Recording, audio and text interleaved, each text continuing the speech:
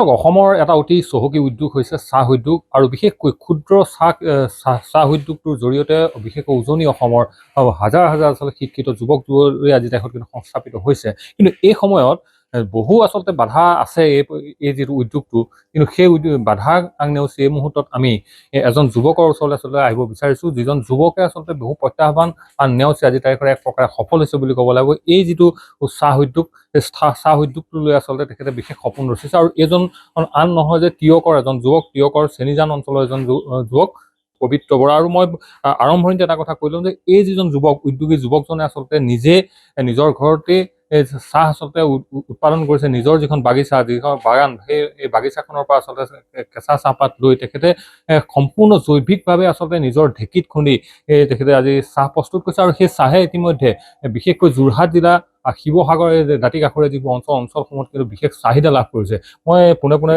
তেখেতৰ ওচৰলৈকে যাব বিচাৰিছোঁ, শুভেচ্ছা জনাইছোঁ। যথেষ্ট এটা ভাল পদক্ষেপ লৈছা। ইতিমধ্যে আমি গোটেই তোমাৰ যিটো প্ৰডাক্ট ইতিমধ্যে আমি বজাৰত পাইছোঁ। কেনেকুৱা ধৰণে এই যিটো চিন্তা, কেনেধৰণে যে তুমি চাহপাত নিজে ঘৰত উৎপাদন কৰিবা, ঢেঁকীত খুন্দি আচলতে পেকেজিং কৰিবা, এই গোটেই যিটো চিন্তাটো কেনেধৰণে আহিলে? হয়, ধন্যবাদ। মই আপোনাৰ প্ৰায় 2015 চনৰ পৰাই চাহ খেতিৰ লগত জড়িত। প্ৰথম অৱস্থাত বিশেষ চাহৰ প্ৰডাকশ্যনৰ ওপৰত বিশেষ জ্ঞান নাছিলে। প্ৰথম মই চাহৰ প্ৰডাকশ্যন কৰিছিলোঁ একমাত্ৰ বদলি ফেক্টৰীত মোৰ পাতখিনি বিক্ৰী কৰিবৰ কাৰণে। কিন্তু সেই সময়তে এটা সমস্যাৰ সন্মুখীন হৈছিলোঁ, মানে আমি যিমান উৎপাদনী ব্যয় যিমান হৈছিলে তাৰ তুলনাত মানে আমি চাহৰ যিটো মূল্য পাইছিলোঁ বহুত কম পাইছিলোঁ। গতিকে আমি লোকচানৰ সন্মুখীন হৈছিলোঁ। গতিকে তেতিয়া মই মনতে ভাবিছিলোঁ যে মই নিজে চাহ খেতি কৰি নিজৰ ঘৰুৱা নিজেই মানে ধৰক চাহটো বনাব পাৰোঁ নেকি, বা বনাই নিজেই বিক্ৰী কৰিব পাৰোঁ নেকি, নিজে স্বাৱলম্বী হ'ব পাৰোঁ। তেনেকৈ ভাবি চিন্তা চৰ্চা কৰি থাকোঁতে কিছুমান ব্যক্তিৰ কথা মই বাতৰিৰ যোগেদি গম পালোঁ যে তেওঁলোকে ঘৰতে চাহ প্ৰস্তুত কৰি আছে, চাহ বিক্ৰী কৰি আছে আৰু এটা উচিত মূল্য লাভ কৰিছে। গতিকে সেই সময়তে মোৰ সৌভাগ্য হ'ল যে কাকজানত এটা NGO আহি কাম কৰি আছিলে। সেইটো হৈছে কানাডাৰ ফাৰ্টাইল গ্ৰাউণ্ড বুলি। তেওঁলোকেও মানে জৈৱিক কৃষিৰ প্ৰসাৰৰ ওপৰত কাম কৰি আছিলে আৰু খেতিয়কসকলক বিশেষ মানে আপোনাৰ এৱাৰনেছ কেম্প কিছুমান কৰি আছিলে খেতিয়কসকলৰ লগত। গতিকে মোৰ সৌভাগ্য হ'ল যে তেওঁলোকৰ NGOটোৰ লগত জড়িত পেগী কাৰ্চেল বুলি, তেখেতক লগ পোৱাৰ মোৰ সৌভাগ্য কৰিলে। তেখেতক লগ পালোঁ মহান বৰাৰ যোগেদি। মহান বৰা সকলোৱে চিনি পায় বাৰু। গতিকে মহান বৰাৰ যোগেদি তেওঁলোকক লগ পাই মই সেই প্ৰজেক্টটোৰ লগত জড়িত হ'লোঁ।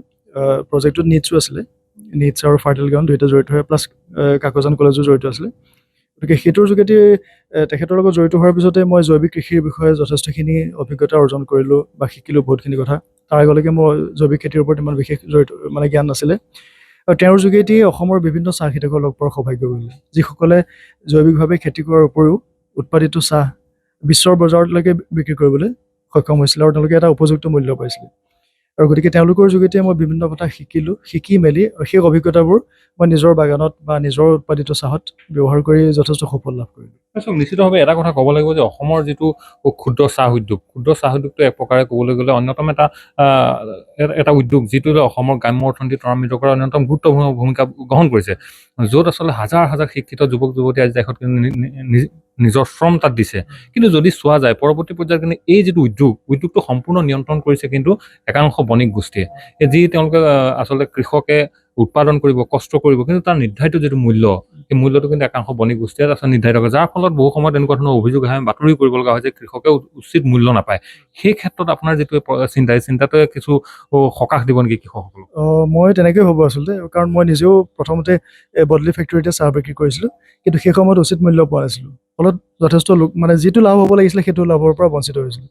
গতিকে মই ভাবোঁ যে আমাৰ খেতিয়ক প্ৰায় 50% খেতিয়কেই চাহ খেতিৰ লগত জড়িত আৰু তেওঁলোকে বহু ক্ষেত্ৰত এইটো সমস্যাৰ সন্মুখীন হৈ আছে উচিত মূল্য নাপায় তাৰ ফলত তেওঁলোকে যিটো উৎপাদন দিব তাৰ পৰা মানে নিজৰ লাভৰো একাংশ তেওঁলোকে মানে ব্যয় কৰিবলগীয়া হয় গতিকে আৰু ফলত মানে চাহৰ মানে দামটো কম পোৱাৰ কাৰণে তেওঁলোকে চাহৰ কোৱালিটিৰ ক্ষেত্ৰতো আপোচ কৰে গতিকে তেওঁলোকে দীঘল দীঘল পাতটো ফেক্টৰীত দিয়ে তাৰ ফলত আমাৰ চাহৰ গুণগত মানদণ্ডটো বহুত আচলতে কমি যায় আৰু তাৰ আপোনাৰ ফলশ্ৰুতিত কিছুমান চাহ ঘূৰাই পঠিওৱা বুলিও শুনা যায় আৰু বহুতে অভিযোগ কৰে যে চাহৰ যিটো মানদণ্ড সেইটো বহুত কমি গৈছে বুলিও অভিযোগিতা শুনা যায় কিন্তু যদি ঘৰতে নিজে উৎপাদন কৰে তেওঁলোকে চাহটো তেওঁলোকৰ এটা দায়িত্ব থাকিব যে মই ভাল চাহপাত উৎপাদন কৰিব লাগিব কাৰণ মোৰ নিজৰ কাষ্টমাৰ আছে যদি চাহ তেওঁলোকে বেয়া পায় কাষ্টমাৰে চাহৰ অভিযোগ কৰিব প্লাছ চাহখিনি ঘূৰাই দিব পাৰে গতিকে সেই ক্ষেত্ৰত তেওঁলোকৰ এটা দায়িত্ববোধ আহি পৰিব খেতিয়কসকলৰ যিসকলে চাহ উৎপাদন কৰে ঘৰতে তেওঁলোকে প্ৰথমে চিন্তা কৰিব যে মই কোৱালিটি মই তাৰ মানদণ্ডটো কেনেকৈ আঁতত ৰাখোঁ ভাল কৰোঁ গতিকে সেই ক্ষেত্ৰত চাবলৈ গ'লে আমাৰ চাহৰ মানদণ্ডটো বৰ বাঢ়ি যাব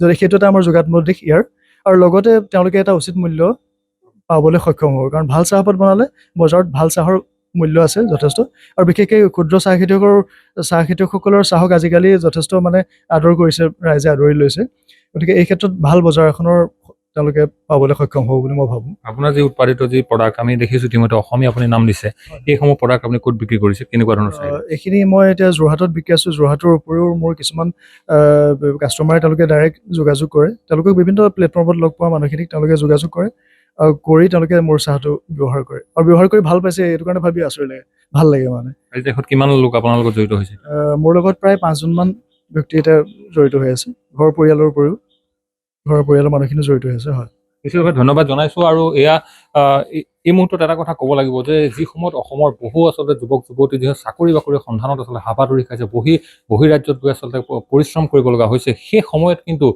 চাকৰিৰ পাছত নগৈ যে নিজৰ যিখন বাকৰি এই নিজৰ বাকৰিখনো যে স্বাৱলম্বিতাৰ অন্যতম পথ হ'ব পাৰে সেই কথা কিন্তু আজিৰ তাৰিখত আচলতে প্ৰমাণ কৰিছে এজন ক্ষুদ্ৰ আচলতে কৃষকে আৰু নিশ্চিতভাৱে তেখেতৰ যি এই অসমী এই যি প্ৰডাক্ট আচলতে যি জৈৱিক আচলতে চাহ এই চাহে নিশ্চিতভাৱে যে অসমৰ বজাৰ যে অনাগত সময়ত যে দখল কৰিব সেইটো কথা নিশ্চিত